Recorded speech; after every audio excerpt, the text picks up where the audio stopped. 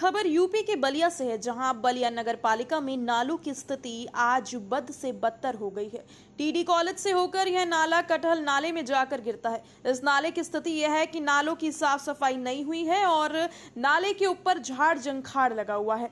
वहीं पुलिस अधीक्षक कार्यालय के सामने से जाने वाला यह नाला पूरी गंदगी से भरा हुआ है। सफाई के नाम पर खाना पूर्ति की गई है। नालियां पूरी तरह से बजा रही हैं। नालियों में ईंट की टुकड़ी गिर गई है और वह नगर पालिका की जनता कह रही है। नगर पालिका पूरी भ्रष्टाचार के आकंठ में डूबा हुआ है। नाली तो है ही, लेकिन सड़क पर चलना भी दुभर है। हालात तो यह है कि नालों की सफाई हुई है नहीं, कागजों में टेंडर और कागजों में सफाई हो रही है।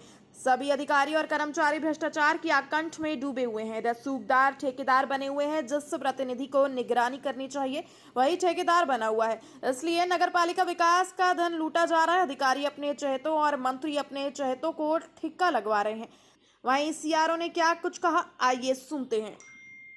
बाइट लक्ष्मण यादव, नगरवासी, नगर पालिका बलिया।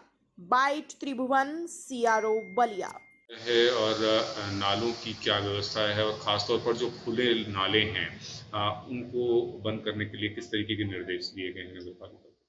जैसा कि शासन का और जिलाधिकारी महोदय का स्पष्ट निर्देश है कि नगर पंचायतों में नगर पालिकाओं में साफ सफाई की व्यवस्था सुनिश्चित की जाए और कहीं भी नाले खुले हैं या साफ सफाई की जाए। तो अभी आपने देखा होगा पिछले माह हम लोगों ने अभियान चला करके सभी साफ सफाइयाँ कराई थी, सब चीज़ें ठीक कराई थी। लेकिन फिर भी जो अब समस्याएं आ रही हैं, जो पानी बढ़ जा रहा है, जल जमाव या कहीं आ जा रहा है, तो उसके लिए अधिशासी अधिकारी को सूचना निर्देशित किया गया है और सभी लोग कर रहे हैं। डेली रिपोर्टिंग हम लोग फोटोग्राफ के माध्यम से।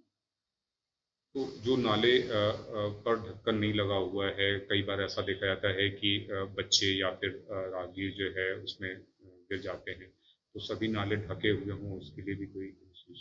नहीं, ये तो विशेष है क्योंकि ये तो समस्या का प्रश्न है, जिसके लिए सारी उसको बताया गया कैसे इसका चिन्हित करें, यदि कोई तत्काल उसको धरवा कर उसको बनवा दें, क्योंकि ऐसे प्लेस को तो तुरंत हम लोग नहीं छोड़ सकते हैं और इसके लिए हम निर्देशित कर दिए हैं। और बाकी कोई और व्यक्ति की और समस्या आती है तो उसको हम लोग डायरेक्ट समझा दें। लक्ष्मण जी, देखा जा रहा है कि जो बलिया नगर पालिका है, जो नालों की स्थिति है पूरी तरह से बद से बदतर है।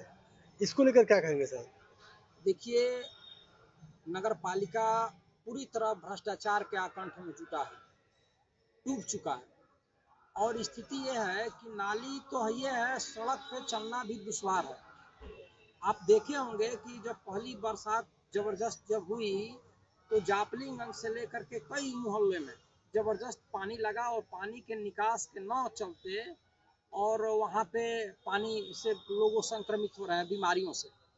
और स्थिति यह है कि कभी नाले की सफाई हो ही नहीं पा रही है और कागजों में टेंडर और कागजों में ही सफाई की व्यवस्था हो रही है और अधिकारी नीचे से ऊपर तक सब भ्रष्टाचार के खेल में डूबे हुए हैं और रसूखदार ठेकेदार बने हुए हैं।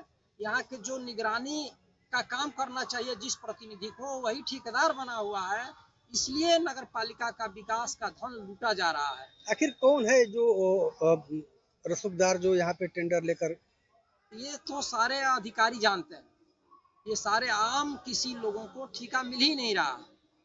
जब और अधिकारी अपने चहेतों को ही, मंत्री अपने चहेतों को ही ठेका दिलवा रहे हैं, तो सामान्य लोग जो काम कराने वाले हैं वो तो बाहर हो चुके हैं।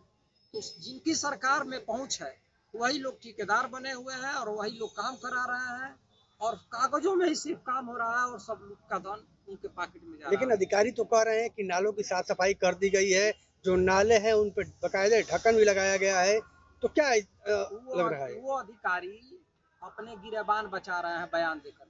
सच्चाई है कि बिना अधिकारियों का कोई लूट ही नहीं सकता मिलके मिली भगत से। अधिकारी ही चेक पे दस्तखत करते हैं, अधिकारी ही मौके पे जाते हैं दस्तखत और जांच करते हैं और वही जब झूठ बोल रहे हैं, वही लूट में शामिल है, तो फिर कौन बचा सकता है?